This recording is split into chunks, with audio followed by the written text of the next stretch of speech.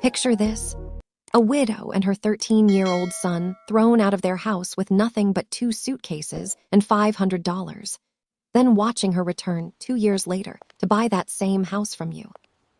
This is the story of Cynthia, a woman who lost everything, built a business from a roadside shoe stand, caught the attention of a mafia billionaire, and came back for the one thing everyone thought she'd never get back.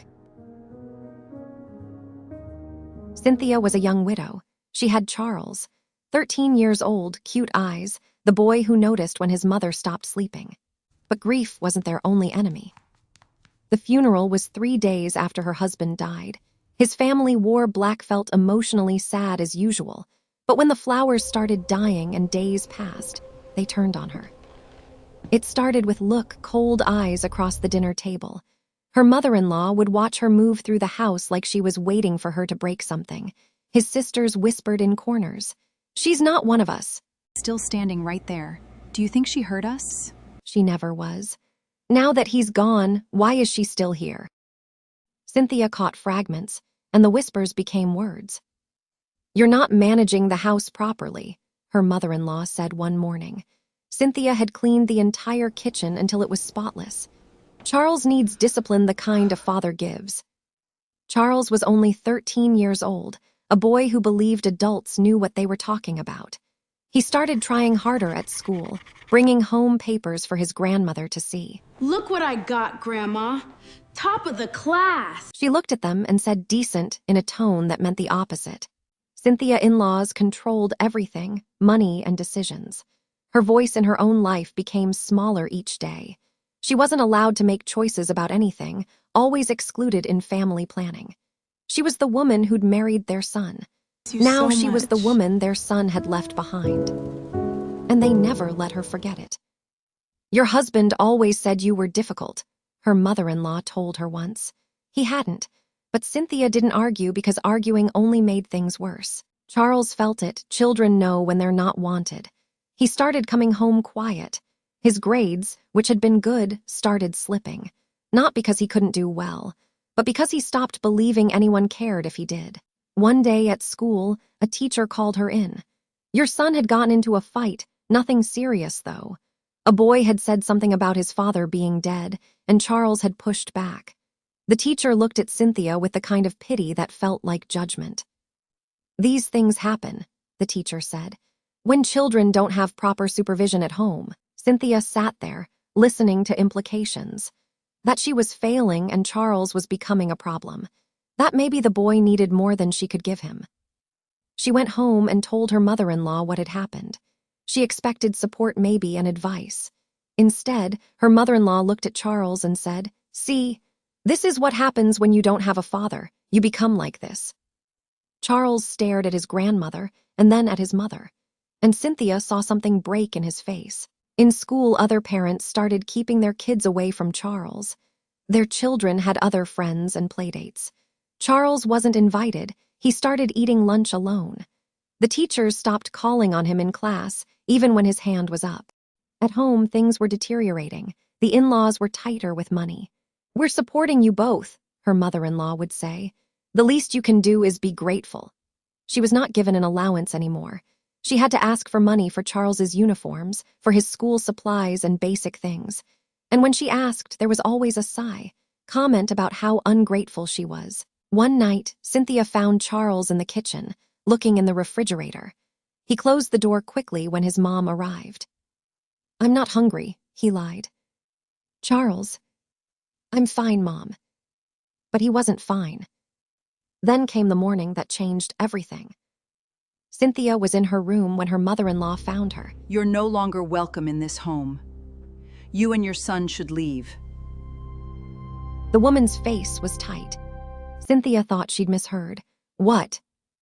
"Leave, today. I want you both gone by tonight. My son would be ashamed of what you've become, what you've turned Charles into." Just was a decision made by a woman who'd never wanted her there in the first place. "Where am I supposed to go?" Cynthia asked. "That's not my problem." She packed their things in silence. "It's time to go." Charles watched from his bedroom doorway as his mother folded clothes and put them into bags. "Mommy, are we leaving?" Charles asked. Yes, my boy. Grandma doesn't want us anymore. She replied. Did we do something wrong? He asked. Not at all, but we're going to be fine. Mommy is always there for you, she said. Charles helped her carry the bags downstairs. His grandmother didn't say goodbye. She stayed in her room. Cynthia and Charles left the house with 2 suitcases and $500 in her pocket, all the cash she'd managed to save by hiding small amounts for months. Every other possession they'd accumulated in that house, they left behind. The life they'd built there, gone. They stood on the street outside with their bags, and Charles lifted his eye up at his mother. Where are we going, Mom? He asked. She didn't have an answer immediately. She rented a very small apartment. Barely enough space. The rent was cheap. The neighborhood was the kind where you didn't ask too many questions about your neighbors.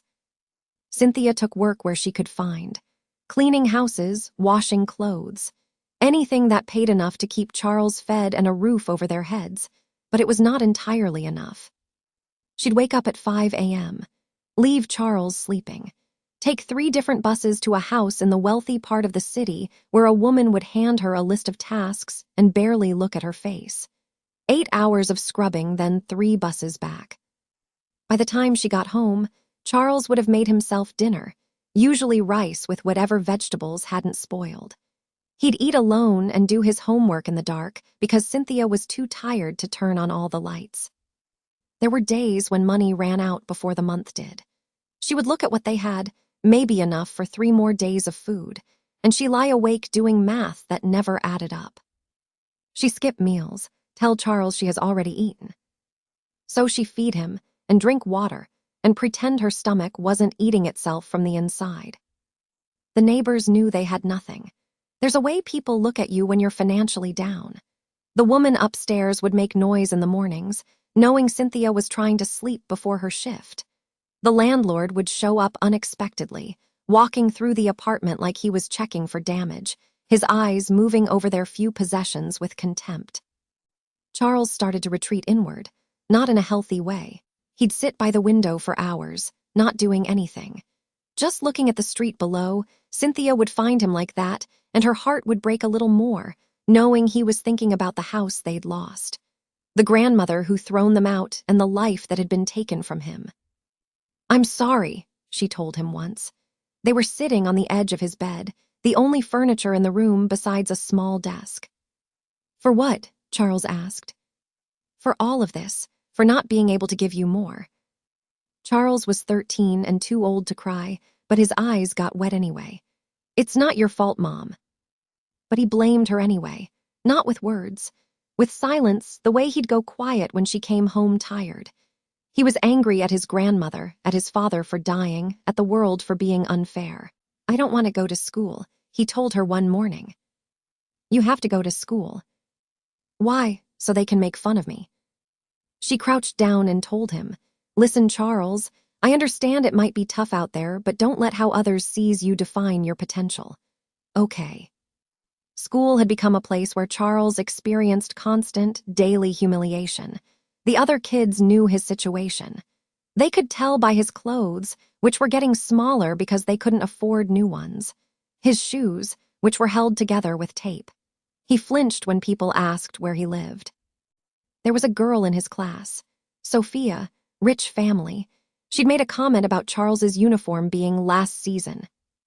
Sophia and her friends would make these small observations about his lunch, about his backpack, about the way he sat. One day, Charles came home with his shirt torn. He said he'd fallen. Cynthia knew better. She wanted to call the school or march in and demand they do something. But she also knew what would happen. They would blame Charles. There's also a way to make it his fault, and he'd suffer for it even more. Instead, she sewed his shirt and said nothing. Then came the letter from the school. Official letterhead, school administration. Charles was being expelled. The reasons were vague but clear enough: behavioral issues, poor academic performance, not meeting the school's standards. Cynthia read it 3 times, but the words didn't change. She went to the school and met the principals, a man who wouldn't meet her eyes while they sat across from each other. Charles has a lot of potential, he said, but he's not thriving here. Different parents has laid out complaints about Charles getting into fight with their kids. His fees is due and unpaid.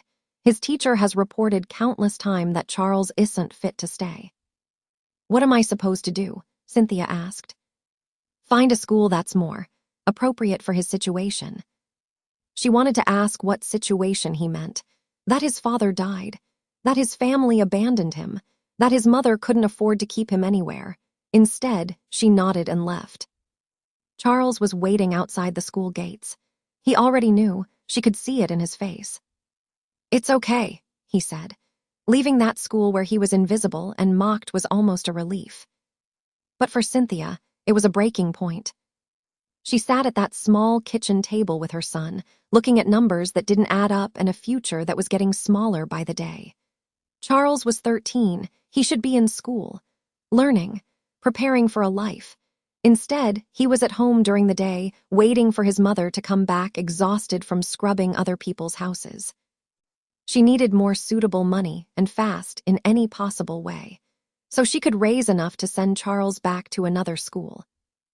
That's when she thought about her hands. Cynthia had always known how to make shoes. It wasn't a skill she'd learned in school. She knew how leather needed to be fulled, how stitches held a sole to the upper, what made a shoe feel right when you walked in it. Her mother had taught her when she was young. They spent afternoons working leather together, her mother's hands guiding hers, teaching her all of it. She'd made shoes for herself and Charles for years, quiet work in the evenings, her fingers knowing what to do without her mind having to guide them. Her shoemaking was good. It lasted and were attractive. But making shoes required money up front. She sold the one piece of jewelry she kept from her marriage, a bracelet her husband had given her.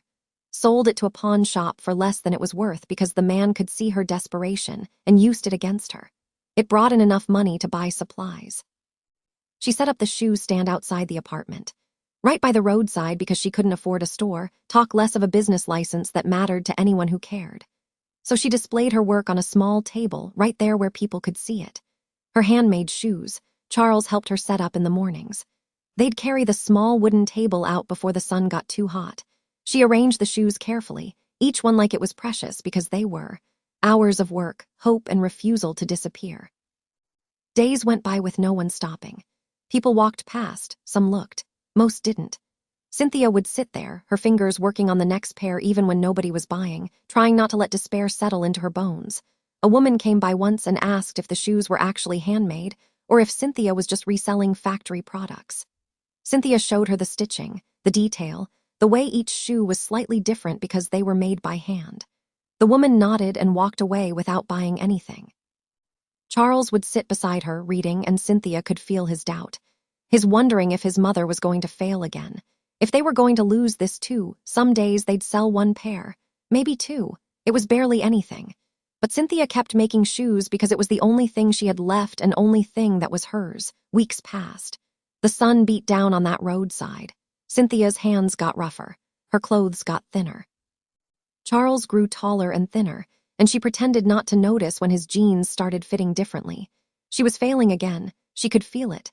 Then someone stopped in a black BMW. It slowed down in front of the apartment. Nothing ever slowed down on this street. Ju-chai saw the shoes and got attracted to getting it. He parked the car, stepped out and walked toward her table. His eyes moved over her work, really looked at it. These are handmade, he said. Cynthia nodded. She'd learned not to oversell herself and learned not to hope too hard when someone stopped. He picked up a pair leather careful stitching, the kind of shoe that took hours of work to create. He turned it over in his hands, examining the sole, the way the seams held. He looked at them like he was reading a story written in thread and leather. You made these? Yes. He steadied his gaze on her, then at the apartment behind her, the makeshift table, the woman with tired eyes and hands that knew things. Her fingernails were broken. There was a thin line of exhaustion around her mouth. She was in all still beautiful. How long have you been doing this? A few weeks. In front of your apartment? I don't have money for a store. Ju-chai nodded. He understood. Not from experience, but from the kind of understanding that comes when you see someone fighting. He was a Korean Mafia billionaire, the kind of man who owned things, businesses, buildings, and feared by many. But looking at a pair of handmade shoes on a roadside table made by a widow with nothing, something moved in him. That feelings you feel when you see someone refusing to let circumstances fall them. Take these, he said. And I want to commission more. He paid cash, more than she asked. When she tried to protest, he just looked at her and said, the work is worth it. He came back the next day. That surprised her. He came with another order. And another the day after that. He'd park that BMW, walk over and stand there talking to her about the shoes, about her technique, about where she sourced the leather. He asked questions like he genuinely wanted to know the answers. Charles watched from the apartment window those first few times. Who was this man? What did he want? Juchai noticed the boy watching. One afternoon, he parked and asked Cynthia if Charles was her son. Yes. Cynthia felt something unusual. No one asked or cared to. She learned to be careful, protect what little she had. But there was something about Juchai that said he wasn't asking for the reasons other men asked. She called Charles over. He came out slowly, guarded. The way children are when they've learned that the world isn't always kind. Charles? Juchai asked. Charles nodded, suspicious. Your mother has talent. Do you help her? Charles shook his head. He was thinking about school, the way teachers had looked at him. Why not? The boy shrugged. There was no good answer. School was closed to him. The street was where he spent his time now. His mother's failure was becoming his failure too. Juchai came back the next day with a book about shoemaking. Left it with Charles without explanation. That's for you, he said. Read it if you want. He came back again with leather samples. Started talking to the boy about quality, craft, and what made something worth doing. Not like an adult talking down to a child. Like someone talking to someone who had a mind that could understand. Charles started reading the book. And then he started asking questions. And then he started helping his mother. The change was subtle but real. Charles's hands started learning what his mother's hands already knew. He'd sit next to her, watching how she folded the leather, how she placed the stitches. And slowly, they moved through together. Juchai noticed. That's what he kept coming back for every day. Like it was part of his schedule. Like meeting a single mom on a roadside was as important as the business meetings that happened in glass buildings. He always parked that BMW and walk over like he had nowhere else to be, even though everyone knew he had everywhere else to be. At first, other people on the street noticed. They whispered, why is the Mafia billionaire visiting them often? What did he want with her? But Cynthia didn't ask those questions. She was too busy noticing other things. The way his voice sounded when he talked to Charles. The way he really listened when she answered his questions about the shoes. The way he looked at her, not like she was a charity case, but like she was interesting. Weeks passed. The visits became routine, but routine with Juchai felt like luxury. He'd park the car, walk over, ask about the latest orders. But he was really there for different reasons. To watch Cynthia work. See her hands move over the leather with the kind of certainty that comes from knowing exactly what you're doing. To watch Charles's hands learning what his mother's hands already knew. To be around something honest in a world different from his. He started bringing her things. A notebook for sketching designs, a better pair of scissors, and a water bottle so she wouldn't have to go inside the apartment in the heat. Small things that said he'd been thinking about her when he wasn't with her. Charles started looking for him. Is he coming today? The boy would ask in the morning. I don't know. But they both knew. Juchai came every day. And when he didn't, when some business pulled him away, the street felt emptier. One afternoon, Juchai brought a leather journal. For your designs, he said. So you don't forget them. Cynthia opened it and saw that he'd already sketched ideas inside. Shoe designs, different styles, things she'd talked about wanting to try but never had the confidence to attempt. I thought, he said, maybe these could inspire you. She looked at his sketches and then at him, and she realized he'd been listening. Not just to what she said about shoes, but to what she wanted. What she dreamed about when she let herself dream. Cynthia noticed him noticing. The way he looked at her work. The way his voice changed when he asked about her day, how she was, if she was eating, if Charles was okay. The way he made excuses to stay longer, to talk about things that had nothing to do with shoes. To just sit there and be present. She started waiting for that BMW. She'd find herself looking down the street. Listening for the sound of the engine. Getting her hair right even though she was sitting at a roadside table in the heat. It was embarrassing how much she wanted to see him. When it didn't appear for 2 days, some business deal that pulled him away, she felt it physically. The absence and missing of someone she hadn't even let herself believe was there. The wondering if something had happened, if he'd changed his mind. If this thing she was feeling was one-sided and she'd been foolish to feel it. When Juchai finally returned, he looked tired. Like the weight of whatever he did for money had pressed down on him. Cynthia almost didn't recognize him. Ju-chai, the Mafia billionaire. But for a moment, she saw something else. Ju-chai, the man who was tired, who needed something, who'd come back to the roadside because this, being here with her, was the only thing that made sense anymore. He brought flowers that day. Simple ones. Picked from somewhere, not expensive arrangements. "I missed you," he said. Cynthia's hands shook when she took them. "I missed you too. Will you have dinner with me?" She should have said no maybe because there were 100 reasons to say no. He was too rich and she was no way close to that. He was complicated, she could sense that about him. Dangerous in ways she didn't fully understand. Getting close to him could only end in heartbreak, but she looked at him and she saw someone who saw her. Not her circumstances, her pain, or what she could do for him. He saw just her. "Yes," she said. They went to dinner. Not somewhere fancy. Ju-chai took her to a small restaurant, the kind of place he probably never went, because he understood that Cynthia would be uncomfortable in luxury. I feel so lucky to have met you. You've changed everything. You make me feel that way too. I love you. They talked for hours. She told him about her husband and Charles's birth. Also the in-laws and the rejection and the moment they were thrown out. She told him things she'd never told anyone. He listened and he held her hand across the table. Later, sitting in his car outside the apartment, Ju-chai told her the truth about himself. Not just that he was rich. That he was part of things most people didn't know about. That his money came from places she shouldn't ask about. That knowing him came with risks. That his world was complicated and dangerous, and that being with him meant accepting parts of him she might never fully understand. She sat there in the darkness of that BMW and she wasn't afraid. "I will," she said. "You're here. That when you look at Charles, he looks back at you. That's enough." Ju-chai reached over and pulled her close. When he kissed her, it was like all the survival and struggling and refusing to break finally meant something. Like it had led her to this moment.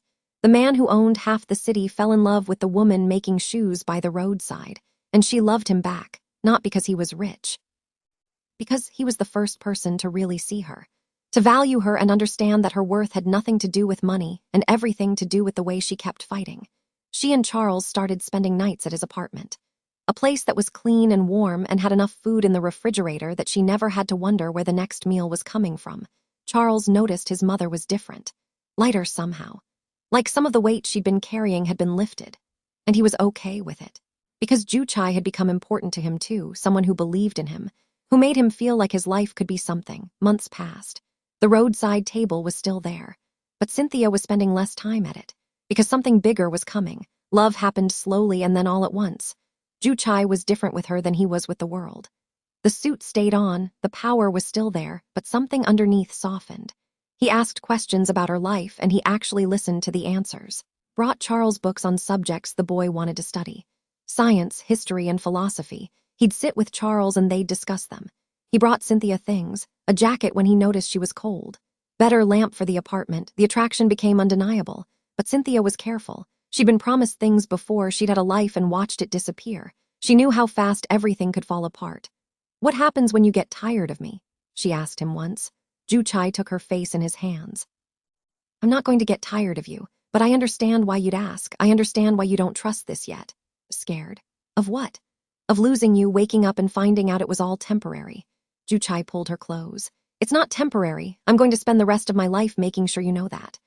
I'm not asking for a perfect man. I'm asking for a real, and you're real with me. That's enough." Ju-chai looked at her like she'd just saved his life. "Love you," he said. "Love you too." Everything changed overnight. Ju-chai didn't ask permission. He just started making moves. He found a storefront in the good part of the city, the part where Cynthia never thought she'd have space. Clean walls, bright lights, big windows, room to work, room to dream. The kind of location that cost money, he set it up for her. Paid for the renovation. Brought in equipment, did everything except make the shoes, because that part was hers alone. The store opened under her name. CYN Shoes, the opening was quiet.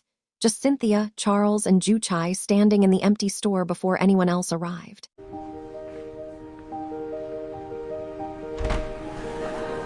Welcome to Sin Shoes. Please come on in. I can't believe we are finally open. She looked around at what had been created for her and she started to cry. "Why are you sad?" Ju-chai asked. "Not sad, this isn't my life." "It is now." Orders came from people who saw the storefront and recognized quality when they saw it. Wealthy people who heard about the woman making handmade shoes and wanted pieces that fit their feet and their lives. The shoes moved from a roadside table to a real store. Cynthia hired 2 people to help, then 3, then more. Her hands still made the samples. Her designs were on every pair. But she was building something now that belonged to her. Charles went back to school, not the public school that had expelled him. An expensive private academy where teachers knew their students' names. Where he wasn't the boy without a father anymore. He was just Charles, smart, focused. A kid who was going to be something. On his first day, Ju Chai drove him. Charles was nervous. "What if I don't fit in?" Charles asked. "Fit in because you're supposed to be there. And everyone's going to know you're supposed to be there because I said so." It wasn't arrogance but fact. That's what power looks like when you really have it. Charles started excelling. Teachers called Cynthia to tell her how brilliant her son was. She listened to them and she thought about the teachers in his old school, the ones who'd stopped calling on him, the ones who'd made him invisible. The in-laws saw her on the news, a feature about local businesses. Woman who'd built something from nothing. They were watching television in their comfortable house, living off investments made on their dead son's money, and they saw her face on the screen. They heard the interviewer ask about her journey, about being a widow, the struggle, and Cynthia told the story. She didn't name them, but she spoke about abandonment, about families that turned their backs and people who didn't believe in her. The in-laws watched and recognized themselves in every word she didn't say. They tried to reach out, sent messages. Asked if they could see Charles, they tried to see if they could reconnect. Cynthia read the messages and she didn't respond. Because they'd had their chance and they'd chosen to throw her and her son out like garbage. And now they were trying to climb back into a life they'd rejected. She deleted the messages. That was power in the choice to not let them back in. To let them see what they'd lost from a distance and never come close enough to touch it again. And then there were the convoys. Ju Chai and Cynthia started appearing at events. Charity galas, business functions, fundraisers. She wore dresses that cost more than her entire first apartment. Dresses that made her look like the woman she'd always been, just finally given permission to shine. He wore the kind of certainty that only comes from owning the room. They were photographed together. In magazines, newspapers, on the news. A power couple. A love story. The Korean billionaire Mafia boss and the beautiful woman who made shoes. The people who'd mocked her. The neighbors, school parents, relatives, and teachers who'd made Charles invisible. They saw her now only from a distance. In magazine covers they couldn't touch. On television screens in expensive homes. When Cynthia drove through the city, in one of Ju Chai's cars, in a convoy that people recognized, those same people would see her pass. They'd recognize her that she made it. She survived their rejection and built something bigger than anything they'd ever have. She wasn't trying to humiliate them, rather they felt the humiliation themselves. One night at a gala, the in-laws saw her. They were across the room, trying not to be obvious about watching her. She was laughing with Ju Chai, radiant in a way they'd never seen before. Charles was there too, confident, educated, belonging completely to this world. The mother-in-law tried to approach her, to explain, to apologize maybe. But Cynthia saw her coming and she turned away. It was the most devastating thing she could have done. Because acknowledgement, even negative acknowledgement, means you still matter. And the in-laws realized in that moment that they didn't. Cynthia took Ju Chai's arm and moved through the room, leaving them behind. Behind her, there was light and movement and life. In front of them, there was only the distance they'd created by their own cruelty. 2 years past, Cynthia's store was thriving. Her shoes were in demand. The roadside table became a memory. Charles was excelling in school, top grades. He had friends, he had hope. The boy who'd been invisible was becoming the young man his mother always knew he could be. But while Cynthia was building, the in-laws were destroying. They still had the investments from her dead husband's money, his life insurance, his savings, all of it left to them because Cynthia was too young and too grieving to think about paperwork when he died. Without any real work to do, without any purpose beyond maintaining their status, they started spending. Lavish dinners, expensive vacations, designer clothes.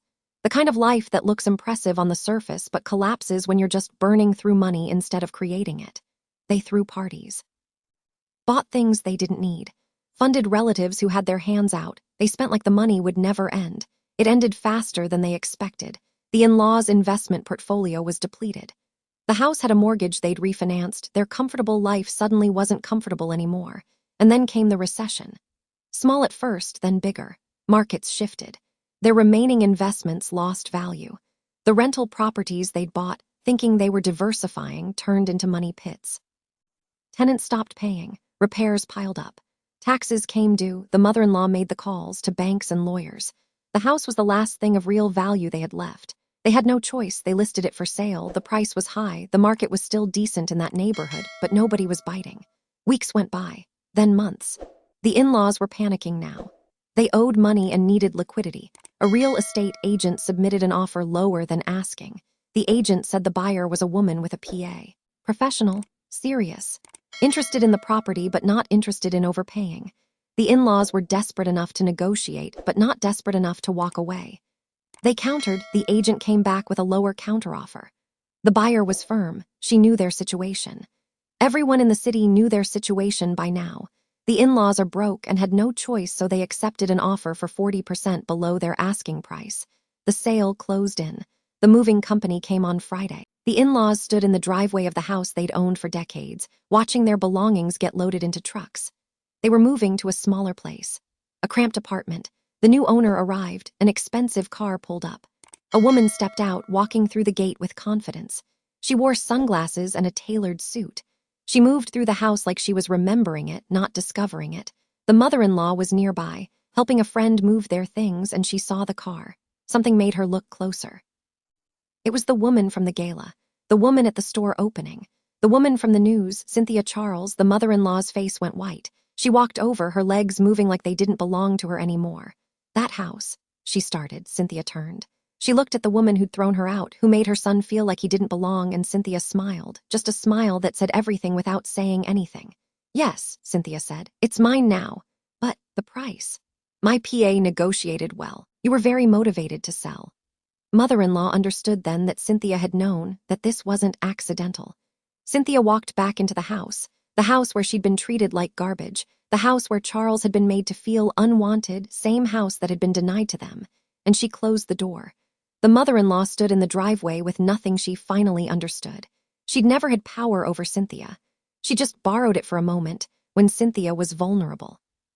Charles stood in the foyer of the house, looking at the walls that had known him as a boy without a father. Now he was walking through them as the son of a woman who owned it. What do you think? Cynthia asked him. Charles smiled. It's ours. It's ours.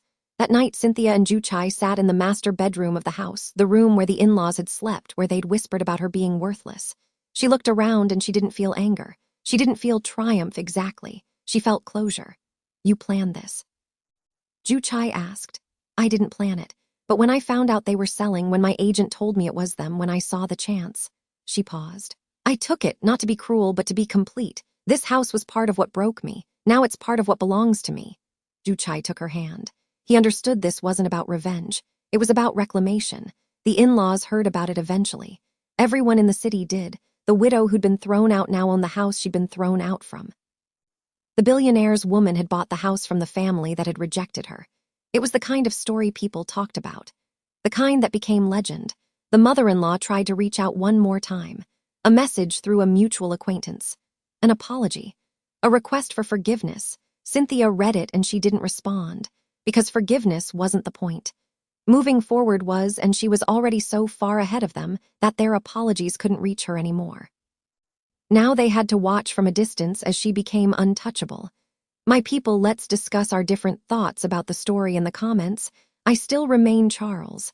See you all in the next one.